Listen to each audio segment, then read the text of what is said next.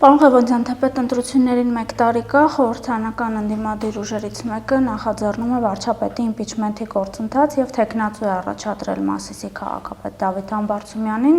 Մյուս խմբակցության տեսակետը մինչ մեր հարցազրույցի պահը հայտնի չէ, ինձ հետաքրքիր է ձեր դիրքորոշումը, սա ռեալ գործընթաց է արդյոք թե ոչ։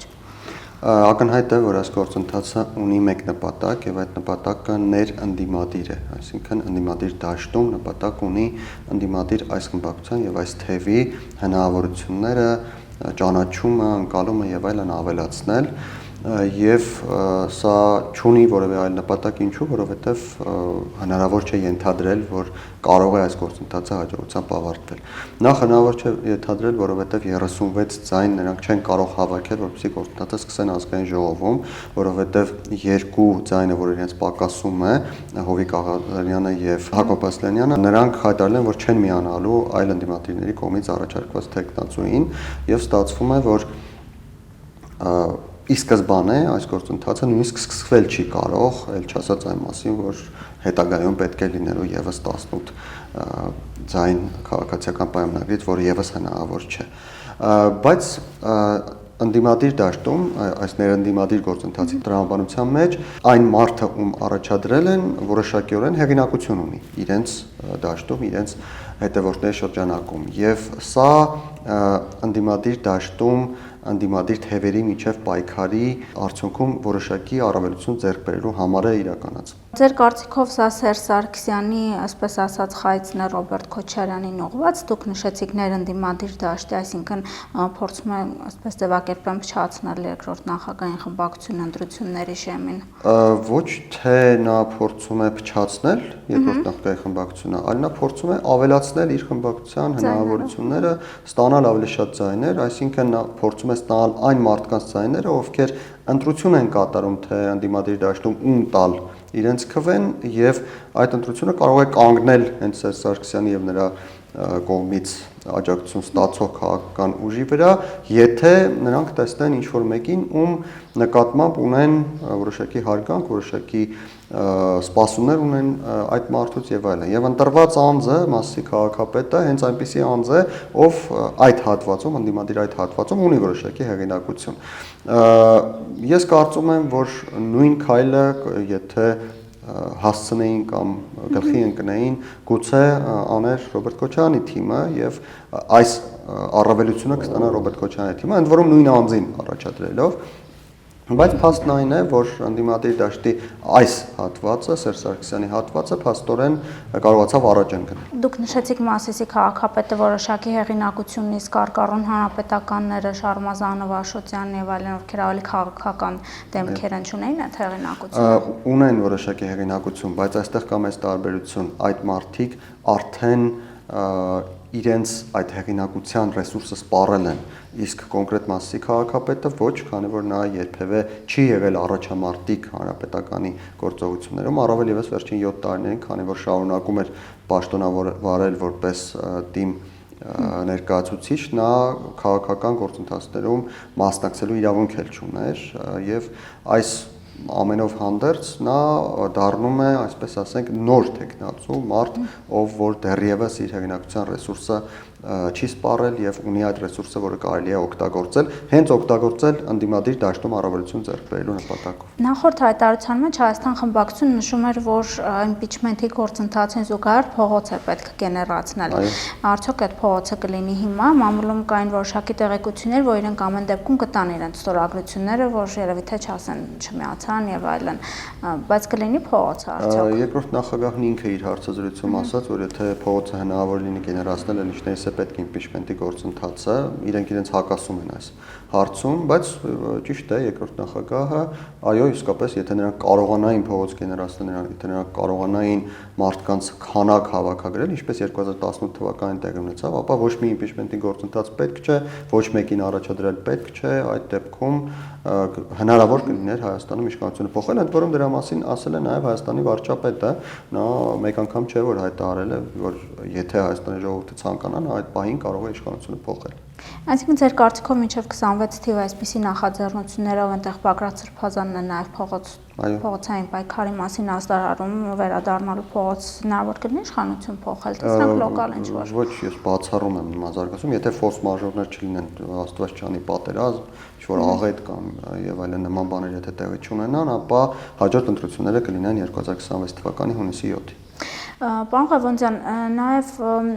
եկեղեցի պետություն այս հարաբերությունների մասին կուզեմ խոսենք, որովհետև վերջին օրերին այս հարցը բավականին սուր դրված է, հենց այսօր առավոտյան վարչապետը ավելի կոշտ հայտարարությամբ նշեց, որ պնդում է, որ Գարեգին Բեն ունի զավակ եւ պետք է հեռանա, կաթողիկոս ընտրվի, կուսակրոնության ուխտը չխախտած հոգեվորական, միջև որ կարող է գնալ այս գործընթացը եւ ինչքանով կարող է սրա միջոցով օրինակ փողոց գեներացվի, չգիտեմ, իշխանությունների դեմ պայքար սկսվի։ Ես չեմ կարծում, որ սա ձեր նշած հակառակ էֆեկտն է, կբերի հակառակ էֆեկտի եւ իշխանության դեմ ինչ-որ պայքար կսկսվի, իշխանության դեմ պայքարի ինչքան ռեսուրս կա, օգտագործում են ընդդիմադիրները, թե ուր կարող է հասնել այս գործընթացը, դա անորոշ է, որովհետեւ իշխանությունը լծակ որպես այդպեսին չունի, որպեսի եկեղեցում պարտադրի փոփոխություն եւ միակ լծակը դա հանրության մոտեցումն է եւ նույն եկեղեցու սպասավորների մոտեցումն է, եթե եկեղեցու սպասավորները գտնեն, որ միևնույն է իրենց կաթողիկոս, իրենց ղեկավարը, այսպես ասենք, միևնույն է, որ նա խախտել է կարգը եւ իրենք ցանկանում են այսուհետ էլ այդ խախտակարգած ղեկավար կամ կաթողիկոս ունենալ, ապա եկեղեցին այս հարցում վարչապետի նշած տրամաբանության մեջ որևէ գործողություն չի ձեռնարկի, մնում է հանրության ճնշումը։ Ես ինքս որպես հայ առաքելական եկեղեցու հետևորդ չէի ցանկանա ունենալ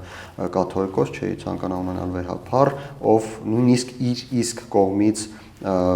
կամ ընդունված կամ այն կանոններին, որին պետք է հետևի, չի հետևել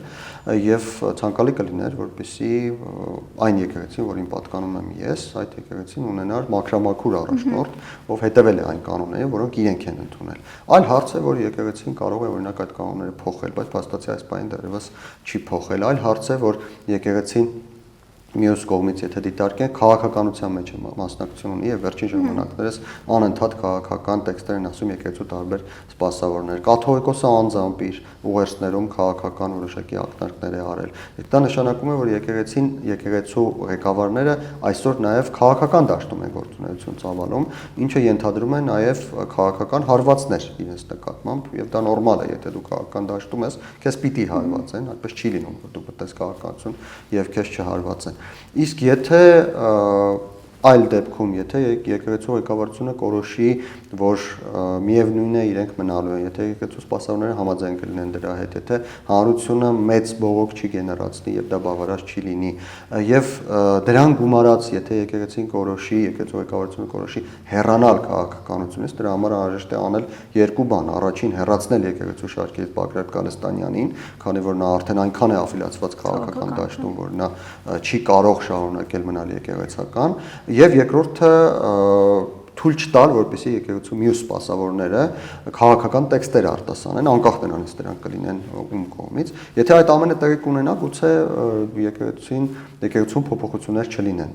Թեև նորից նշեմ, որ ես որպես հայ առաքելական եկեղեցու հետևորդ կցանկանայի, որպեսզի այդ փոփոխությունները այնուամենայնիվ լինեին։ Բայց ակնհայտ չէ, որ Գարեգին II հետ քաղաքական դիսկուրսների մեջ ընդհանրապես եկեղեցին մտավ հեղափոխությունից հետո, այսինքն եկեղեցու համար խորհուրդեր են ինչ տեղի ունեցավ Հայաստանում ժողովրդավարական ճանապարհով իշխանություններ փոխել, օրինակ Գարեգին II-ը խնդիրներ չուներ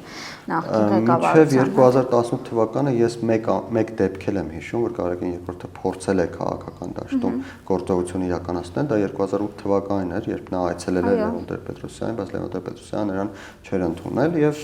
տպավորություն է ստեղծում, որ Գարեգին II-ը ակտիվանում է միայն այն ժամանակ, երբ Քոչարյան, Սերժ Սարգսյան այս երկյակը իշխանության չէ կամ նրանց իշխանությանը ինչ-որ մի բան է սպառնում, սա իհարկե վատ տպավորություն է, լավ կլիներ, որ այս առումով Գարեգին II-ը ինչ-որ բարձրաբանում տալ, օրինակ ինձ որպես հայ առաքելական եկեղեցու հետևորդ։ Դեպ Լևոն Տեր-Պետրոսյանը չընդունեց այն ժամանակ Գարեգին II-ին, բայց հիմա այցելում է Մայրաթոր, զրուցում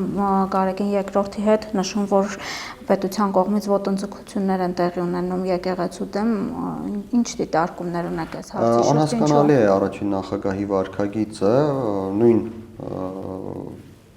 երկու դեպքերի տարբերության հետ կապված, բայց բացի այդ առաջին նախագահը եւս ինչքանով ես տեղյակ եմ, հայ առաքելական եկեղեցու հետևորդ է եւ ինչու այդ հարցերը, որոնք առաջացել են ինձ մոտ, չեն առաջացել Լևոն Տեր-Պետրոսյանի մոտ, ես չեմ կարող այդ հարցին պատասխանել։ Սա ինչ որ իշխանությանը հեռացնելու ՀԱԿ-ի բանի մեջ կարող ենք դիտարկել։ Ես ճիշտ ասած չեմ ընդունում այն տրամաբանությունը, որ կարելի է նույնիսկ գործակցել սատանայի հետ միայն թե հեռանա այս իշխանություն։ Ես այդ տրամաբանությունը չեմ ընդունում, դա Հայաստանի Հանրապետության, Հայաստանի պետականության, Հայաստանի պետության գոյության հետ որևէ առնչություն չունի։ Հայաստանին այո, կարելի է համագործակցել թե սատանայի հետ, թե Աստծո հետ, թե բոլոր նրանց հետ, ովքեր որ հնարավորություն կտան պահպանել Հայաստանի պետականությունը, զարգացնել Հայաստան պետությունը, բայց մտածել, որ Հայաստանի իշխանությունը հեռացնելու նպատակը բավարար է, որպեսզի դու փոխես քո գաղափարները, փոխես քո մոտեցումները եւ այլն, ես կարծում եմ սա հարիր չէ ոչ միայն Հայաստանի Հանրապետության առաջին նախագահին, այլև հարիր չէ քաղաքական դաշտում գործող ցանկացած անձին։ Մեծ հաշվով մենք մի կողմից ունենք իշխանություն, մյուս կողմից տարբեր ուժեր, որոնք ցանկացած մեթոդ, դուք էլ նշեցիք, ցանկացած տեսակի համագործակցություն արդարացնում են իշխանություն փոխելու համար։ Ինչքանով կկարողանա 26-ին իշխանությունը դիմադրել այս տարբեր ճյուղերին։ Ես չեմ գտնում, որ իշխանությունը պետք է դիմադրի ինչ-որ բանի, իշխանությունը պետք է ներկայացնի իր ծրագիրը եւ փորձի ստանալ քվեներ, թե Հայաստանի Հանրապետության ժողովուրդը ինչ կորոշի, դա արդեն Հայաստանի Հանրապետության ժողովրդի որոշելիքն է եւ իշխանությունը չէ, այն քաղաքական ուժը չէ, որ այսօր իշխանությանը պետք է կանխատեսի կամ որոշում կայացնի, թե հետագայում իշխանությունը ով է լինելու։ Գուցե Հայաստանի Հանրապետության ժողովուրդը որոշում է, որ ցանկանում է իշխանության բերել ինչ-որ մի ուժի, որը ժողովրդավարական չէ, իհարկե Աստված չանի, բայց կարող է լինել նաև այդպես։ Հայաստանի Հանրապետության ժողովրդի ցանկությունը, կամքը դա առաջնային է ամեն դեպքում։ Պարոն Խավանդյան, մեկ ճակատով կլինի այս պայքարի իշխանությունների դեմ 26 թվականին, ձեր կարծիքով, օրինակ Քոչարյան Սերժ Սարգսյան այս զույգից խոսեցինք, սակամարտությունների ինչքանով են խորը։ Տեսեք, այստեղ կա մի քանի տարբերակ, այլընտրանքներ կան։ Տարբերակներից մեկն այն է, որ հնարավորություն կլինի, օրինակ, իշխանություն ստանալ։ Եթե հնարավորություն լինի իշխանություն ստանալ, ապա ակնհայտորեն այս թևում գործող ուժերը կմիանան իրար, որպեսզի օգտվեն Գյումրիի այդ հնարավորությունից։ Գյումրիի օրինակը մի փոքր տարբերվում է համապետական մասշտաբում դա հնարավոր չէ, որովհետև սահմանադրությունը թույլ չի տալիս 3 կուսակցությունից ավելի միանալ եւ իշխանություն կազմել, Գյումրիում գիտենք, որ 4 կուսակցություն է միացել։ Առավել եւս ես կարծում եմ պատկերը այդպեսին չի լինելու, ինչպես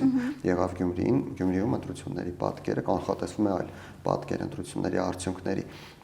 Բայց եթե լինի այդպիսի հնարավորություն, ոչ միայն Սերժ Սարգսյանը եւ Ռոբերտ Քոչարյանը, գուցե Ռուբեն Վարդանյանը մինչ այդ ազատված լինի, Աստված դա ազատված լինի, գուցե գա Հայաստան մասնակցի գործընթացներին եւ նա եւս կմիանա, նույն Բագրատ Գարստայանը կմիանա, Անդրանիկ Թևանյանը, Արշակ Կարապետյանը, ինչքան անուն գիտենք, բոլորը կմիանան, եթե հնարավոր լինի այս իշխանությանը հեռացնել։ Ռուսական գիծ ամբողջությամբ։ Եթե հնարավոր չլինի, ապա այն միտումները, որ մենք տեսնում ենք այս պահին, իմ նշած այդ անդիմադիր դաշտում միմյանց միջև պայքարը ավելի են սրվելու եւ այդ դեպքում նրանք գնալու են բազմաթիվ թևերով, ինչը որոշակի առումով փոշիացնելու է նրանց ձայները, որովհետև ես չեմ պատկերացնում, որ օրինակ Բագրատ Գարստյանի կամ Անդրանիկ Թևանյանի գլխավորած ուժը, եթե կան Ռոբերտ Քոչարյանի, Սերժ Սարգսյանի գլխավորած ուժեր, կարողանա 4% շեմը հաղթահարել,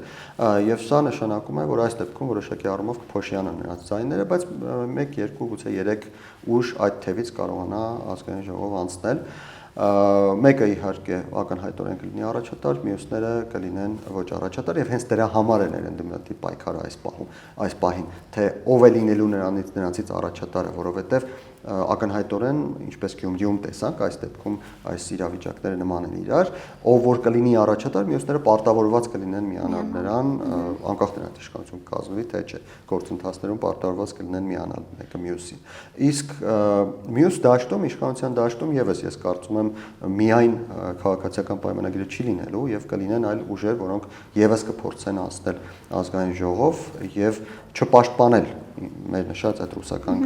գծում գտնվողների մոտեցումները, ինչը իմ կարծիքով խառնելու է թե քաղաքացիական պայմանագիր կուսակցության, թե ռուսական գծում գործող քաղաքական ուժերի հաշվարկն է։ Ժամանակի առումով ինչքանով են ուշացած իշխանությունների գործողությունները, թե կաթողիկոսի դեմ պայքարը, թե Ռուսաստանի միջամտության մասին ահազանգները, որ լսում ենք տարբեր բարձրաստիճան պաշտոնյաների կողմից, որոնք ընտրությունների միջամտելու փորձել են հիբրիդային պատերազմի բարբերաբար լսում ենք։ Ուզում հասկանալ, այս 1 տարին հերիք է դաշտը մաքրելու, մաքուր ընտրությունների գնալու։ Այսօր 2025 թվականի հունիսի 9-ն է, իշխանությունների գործողությունները ուշացած են ուղիղ 7 տարի 1 ամիս։ Նրանք դա պետք է սկսեին անել անմիջապես 2018 թվականի մայիսի 9-ից, մայիսի 8-ից նույնիսկ, երբ ընտրվեց Նիկոլ Փաշինյանը վարչապետ։ Ցավոք սրտի այդ գիտակցումը եկավ միայն 2022 թվականի սեպտեմբերի իրադարձություններից հետո կապված Ռուսաստանի հետ։ Կապված եկեղեցու հետ եւս բավականին ուշացած է, եթե Հայաստանի Հանրապետության վարչապետը ուներ նման